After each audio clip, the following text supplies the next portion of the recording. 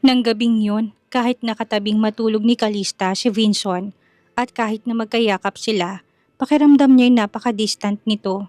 Pareho lang silang may malaking sekretong itinatago pero napukaw ang interes niya kung anong grupong kinabibilangan ni Vinson.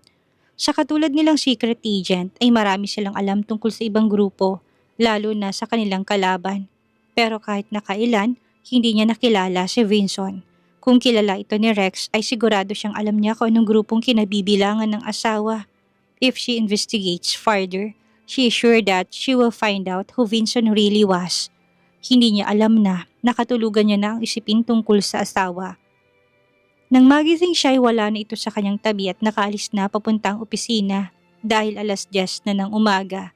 Nang bumangon siya sa kama ay nakita niya isang post-it note na nasa mesa katabi ng kama. I prepare food for you. I'll see you at lunch, okay? Take care. Both you and the baby. Matamis nang ngumiti si Calista nang mabasa ang sulat na wala ng tuluyan ng antok niya at nakaramdam ng gutom. Dahil sa pagkaing sinasabi ni Vinson, mabilis siyang naghilamos at nagtoothbrush sa kadali-daling lumabas ng kwarto. Hinayaan niya nakalugay ang buhok at sinuklay lamang yun ng daliri. Hindi pa malaking umbok ng tiyan ni Calista, pero dahil ayaw ni Vinson na magsuot siya ng mga masisikip ay pajamas nitong suot niya at pinaresan niya ng malaking t-shirt. Habang pababa ng elevator ay biglang tumunog ang cellphone na hawak niya. Nang tignan niya kung sino yon ay magkahalong pagtataka at gulat ang nararamdaman niya. She had already cut ties with this man. Hindi niya na kailangang pumasok sa opisina ng mga ito. Hello? Dahil hindi nagsalita si Calista ay si Noriel ang unang nagtanong sa kanya. May kailangan ka, Noriel? Sa pagkakaalam ko ay wala na akong koneksyon sa kumpanya ng boss mo dahil nag-resign na ako. May pagkamataray na sagot niya. Hindi niya alam kung dala yun ng pagbubuntis pero wala siya sa mood na makipag-usap sa kung sino man mula sa pamilya ng mga Harrington. Pasensya na ako na abala ko kayo, Miss Calista. Umangat ang isang kilin ni Calista na marinig ang boses na Noriel na puno ng paggalang. May nangyari ba? Naabala man o hindi, nasagot ko ng tawag mo. Sabihin mo na kung anong gusto mong sabihin dahil lalo mo kong inaabala kung patatagalin mo pang tawag na ito. Miss Calista, pasensya po ulit pero gusto po sanang makipag-usap sa inyo ni Sir Frederick. Gusto niya lang ho na magpasalamat at humingi na rin ng tawad dahil sa nangyari kahapon kay Santino. Nagkasalubong ang kilay ni Calista at nakaramdam lalo ng inis. Nangyari nang nangyari, bahala si Frederick kung sino pinaniniwalaan niya. Wala akong oras at hindi ko kailangan ng pasasalamat at hindi niya na kailangang humingi ng tawad kung paulit-ulit niya na rin namang kampihan ng kapatid niya. Kahit pa na gumagawa yun ng mali. I'm sorry, but I need to hang up. I'm hungry. Hindi niya nahinintay na sumagot si Noriel at pinatay na kaagad ang tawag. Nakalabas na siya ng elevator at papunta na sa dining table kung saan nakalagay ang inihandang pagkain ni Vinson. Nakasabay niya ang mayordoma na kaagad siyang iginiya papunta sa dining room. Madam, nakahanda na po ang pagkain na hinanda ni Sir Vinson para sa inyo. Kakainit ko lang po nun at aakit na sana ako para gisingin ka. Pero nakita ko ho kayo nakababa na. Initian ni Calista ang mayordoma pero bigla itong napalis nang makita kung sinong nakaupo sa dining table. Celeste and Lucy. Hindi lang yon ang pagkain na nakahanda para sa kanya ay kinain ng dalawa. Miss Lucy, hindi ho ba't nakakain na kayo? Bakit kinain yung pagkain na inihanda ni Sir Vinson para kay Miss Calista? Umangat ang isang kilay ni Celeste at nang asar na tumawa. Ah, ay ganun ba? Ang akala ko kasi walang may nagmamay-ari nito. Kaya kinain na namin ng kaibigan ko. Hindi ba Ate Celeste? Nagustuhan mo bang inihandang pagkain ni Kuya para sa'yo? Imbis na kay Celeste tumingin si Lucy dahil itong kausap nito ay sa kanya ito nakatingin na lalo siyang inaasar. Tumaas ang isang kilay ni Calista sa galit dahil hindi sa pang-asar ni Lucy. She's not that petty. Ang kinaiinsan niya ay ibang taong kumain ng pagkain inihanda para sa kanya ng asawa niya. Asawa niya. Umaga pa lang pero gusto nang kumulo ng dugo ni Calista. Calista, pasensya na kung kinain namin ng pagkain na hinanda sa'yo ni Vinson. Sayang, ang sarap pa naman. Uminom to ng gatas at naghahamon na tumingin sa kanya. Nagugutom na kasi ako Sana, huwag kang magalit ha? Huwag kang mag-alala. Bisita ka sa pamamahay ng asawa ko kaya walang problema. Nangingiting sagot niya. Diniinan pa niya ang salitang bisita para ipamukha rito na hanggang bisita lang ang papel nito sa pamamahay ni Vinson. Nakita niya kung paano nawalang ng asa ng ngiti ni Celeste. Dahil sa sinabi niya, Miss Calista, huwag po kayo mag-alala at ipaghahanda ko ho kayo ulit. Biglang sabad ng mayordomo na ngayon tila takot na takot dahil paniguradong sasabunin to ni Vincent kapag nalamang ibang tao ang kumain ng pagkain ni handa nito. Mabilis na umiling si Calista. Naiisip pa lang niya na makakaharap sa pagkain si Celeste ay para bang binabaliktad ng sikmura niya. Hindi na kailangan manang, mag-order na lang ako ng take-out. Casual na sagot ni Calista. Gusto pala ng dalawang ito na maglaro ha. Well, pagbibigyan niya ng mga to. Tinalikuran niyang dalawa at pumunta sa sala habang abalang daliri sa pag-order ng take-out. Nang makaupo siya sa sofa at naghihintay ng order ay biglang may umabot sa kanya ng baso ng gatas. Pero nang tignan niyo ni Calista ay nakita niyang marka ng lipstick na nasa gilid ng baso at lalo siyang nakaramdam ng pagkadisgusto. Calista, alam kong nagugutom ka na, bakit hindi ka muna uminom ng gatas? Hindi niya pinansin si Celeste, hindi niya nilingon upang tingnan. Ayaw mo ba kasing nainuman ko na? Akala ko ba sanay ka na laging naaangkin ng mga bagay na napaglumaan na? Katulad na lang ni Vincent. Bago pa siya napunta sa'yo ay gamit na gamit ko na siya. Malakas na napatawa si Calista dahil sa sinabi nito. Ginamit? You mean pinag-interesan ka ni Vincent? Ikaw? Ngumisi si Celeste dahil sa wakas nakuha nitong atensyon niya. Of course! Sa tagal naming nagsama ni Vincent, akala mo ba walang nangyari sa amin? Celeste, suggestion ko sa'yo, tumuo ka na sa ospital at magpatingin sa doktor. Mukhang malala na yung sakit mo. Vincent will never touch a woman like you. Nagsinungaling ka sa akin na may anak kay ni Vincent. Ni hindi ka nga magkaanak. Sa tingin mo maniniwala pa ako sa'yo. Calista, sa pagkakataong ito'y si Celeste muling naunang naubusan ng pasensya. Isipin mo nang gusto mong isipin pero ilang beses na may nangyari sa amin ni Vincent bago ka pa niya makilala. Patamad na sumandal sa sandalan si Calista. Are you done? Kung hindi umalis ka na't bitbitin mo yung basa na yan kung ayaw mong ibuhos ko sa yung laman yan. Biglang tumunog ang cellphone ni Calista at hindi nakarehistrong number ang nakadisplay sa screen. Sa pag-aakalang ang takeout niya na yon ay hindi siya nagatubiling sagutin yon. Hello? 3 segundong lumipas pero natiling tahimik ang kabilang linya. Hello, naririnig mo ba ako? Muling tanong niya sa pag-akalang hindi siya narinig ng sa kabilang linya. Yes, I could hear you. The awkward voice of a man entered Calista's ear. Napakunot ang noon niya nang marinig na si Frederick ang tumatawag sa kanya. Inalis pa niya ang phone sa tenga at tiningnan kung tamang number pero dahil hindi nakasave ang number ni Frederick hindi rin siya sigurado kung bakit to napatawag. Sinulyupan niyang babaeng katabi na matalim na nakatitig sa kanya na siyang alam niyang dahilan kung bakit siya nito tinawagan. Pero naisip niya si Noriel. Kinontak din siya nito kanina. Did Frederick really want to talk to her? May kailangan ka ba? Malakas na hugot ng hiningang narinig ni Calista bago to sumagot. May oras ka ba para makipagkita sa akin? Cali, Miss Argente, may gusto lang akong sabihin. Pasensya na pero abala ko ngayon. Kagad na tumanggi si Calista. Napagpasyahan niya na hindi na siya makikipaglapit sa magkapatid na ito at bako anong gulo na naman ang mapasukan niya. Tama na si Vincent at ang taong gustong manakit ditong iisipin niya. Ayaw niyang ma-stress at baka maapektuhan ang anak niya. Akmang papatay ni Calista ang tawag ng kagad na magsalita si Frederick para pigilan siya. Wait, sandali lang Calista. Huwag mo munang patayin. Hindi nagsalita si Calista pero hinayaan niyang nakakonekta ang tawag at hinintay na muling magsalita si Frederick. Calista, umangat ang isang kilay ni Calista nang marinig kung gaano kalumanay ang pagtawag nito sa pangalan niya. Gusto ko lang sanang humingi ng tawad sa lahat ng ginawa kong masama sa'yo nitong nakaraan. No, lahat ng nagawa kong mali magmula nang magkita tayo. I'm sorry, Calista.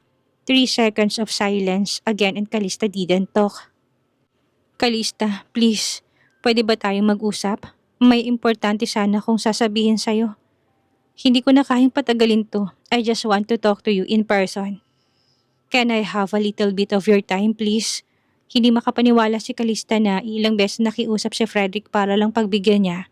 Did he know something? Okay, sige. Kung gusto mo akong kausapin ay puntahan mo ko rito sa bahay ni Vincent. Hindi kagad nakasagot si Frederick.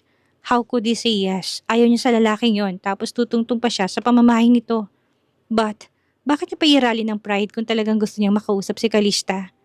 Ayaw mo? Biglang tanong ni Calista sa kabiglang pinutol ang tawag. Dahil sa gawin ni Frederick ay lalo siyang naghihinala na may kakaibang nangyayari. Well, she will wait to see if that guy will come or not.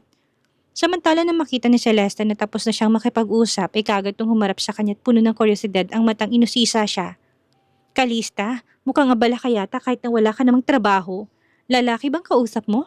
Boses na lalaki narinig ko na kausap mo.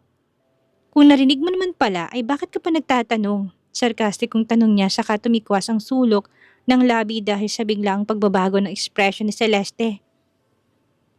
Alam ba ni Vincent na may ibang lalaki kang kinakausap?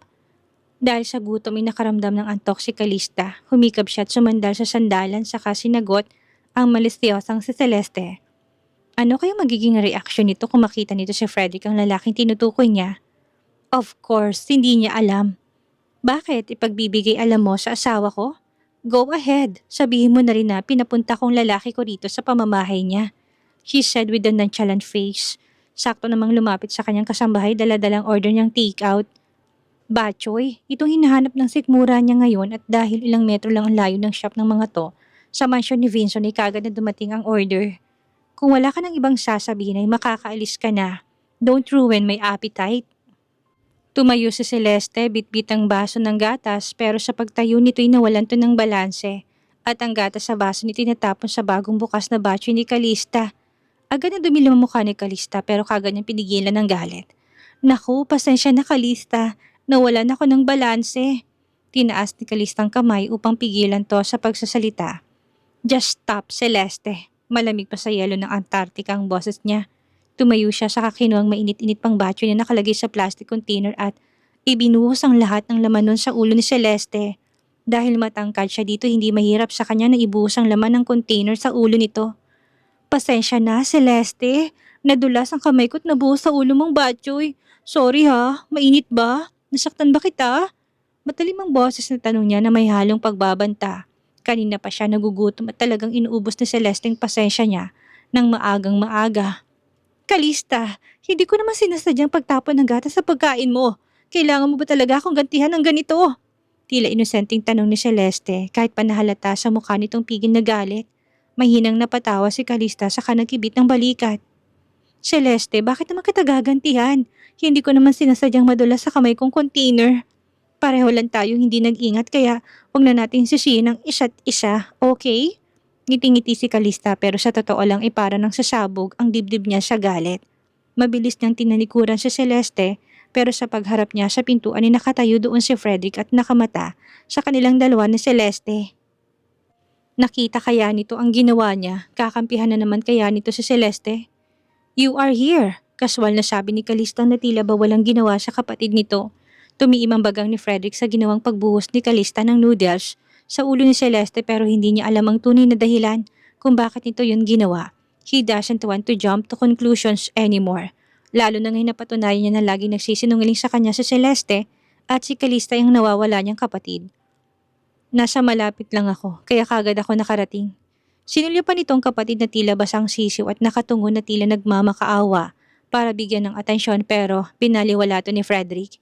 Napag-alaman na niya na sa kasambahay kanina na umalis si Celeste kaya natuwa siya dahil baka binantayan nitong anak pero hindi niya akalain na dito pala sa mansyon ni Vincent ang punta nito para manggulo na naman. Tumaas ang kilay ni Kalista sa narinig.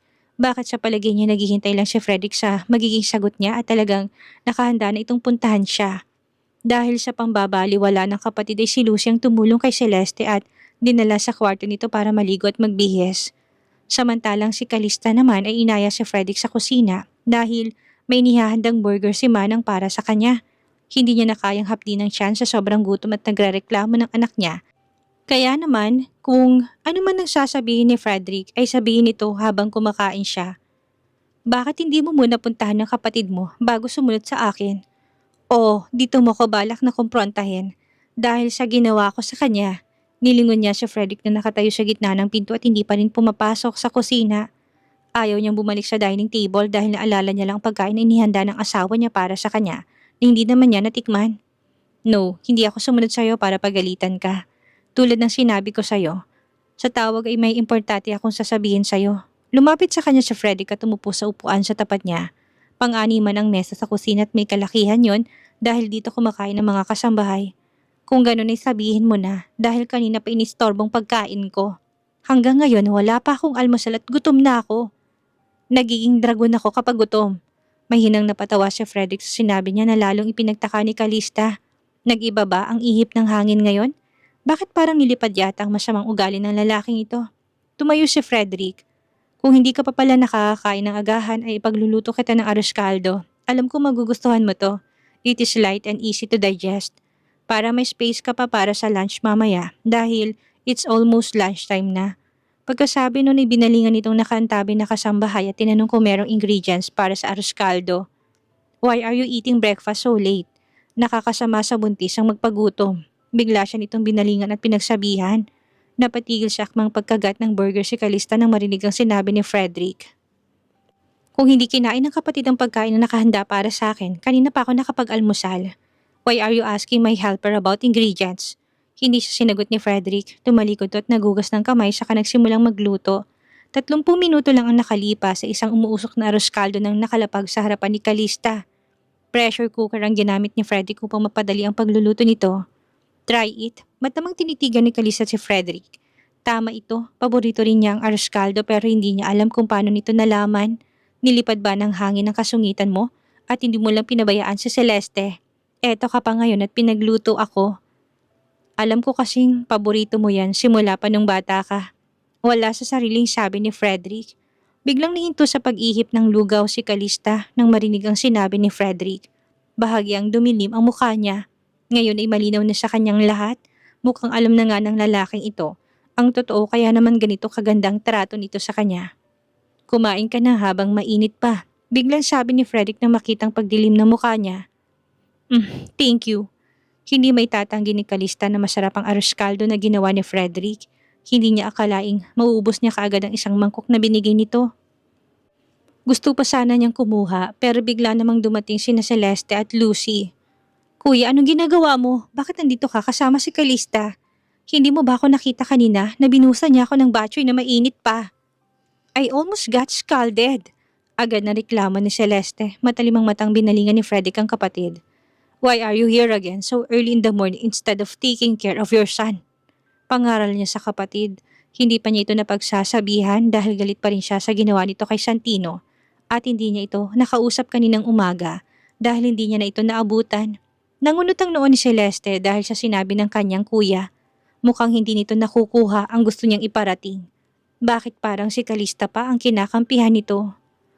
Kuya, hindi mo ba ako narinig? Muntikan na ako mapaso dahil sa... Kung hindi mo sana kinain ng pagkain hindi para sa'yo, hindi mag-o-order ng takeout si Calista. At hindi siya malilipasan ng gutom. Why are you even here, eating food when you can have it at home? Kuya? Napaawang ang labi ni Celeste at hindi makapaniwala. Sorry kuya, kasi pinilit niyang sarili na umiyak at garalgal ang boses na nagsalita upang kunin ang simpatya ng kapatid. Pero ang sunod nitong sinabi ay lalong nagpawasak sa kanyang puso. Celeste, matanda ka na. May anak ka na. Bakit umaakto ka pa ring bata? Imbis na alagaan ang anak mo na kritikal ang kondisyon ay nandito ka't nang iistorbo sa buhay ng ibang tao. Inampun mo ba si Santino para alagaan o inampun mo para ang yayang mag-alaga? Kuya, go home or go to the hospital and take care of Santino. Nasa labas si Noriel at ihahatid ka niya pa uwi. Halos hindi na mawala ang pagkakakunot ng noon ni Celeste dahil sa kakaibang trato ng kuya niya. Hindi mo ko ihahatid kuya?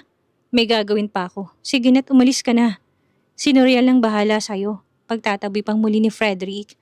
Kahit nag-aalangan ay sinunod ni Celeste ang kapatid. Lumabas to ng kusina pero nakalimutang matalim na titigan si Calista bago lumabas. Samantalang nawala na si Celeste saka naman nagsalita si Calista. Dahil muling nakita ni Celeste ay nawala na siya ng ganang kumain. Mr. Harrington, alam ko nang sadya mo dito ay kausapin ako. You have been here for almost an hour but you still haven't stated your purpose. Malalim na humugot ng hininga si Frederick at inihanda ang sarili. This is it. Gusto niya lang namang bumalik sa kanila si Calista o mas tamang tawaging si Chantrea Ariel. Calista, alam mo matagal ko nang hinahanap ang nawawala kong kapatid na si Chantrea. Hindi ba? I just found out that you are her. Ikaw ang nawawala kong kapatid na si Chantrea. Ngunit hindi nakitaan ng pagkasorpresa ang mukha ni Calista. Alam ko.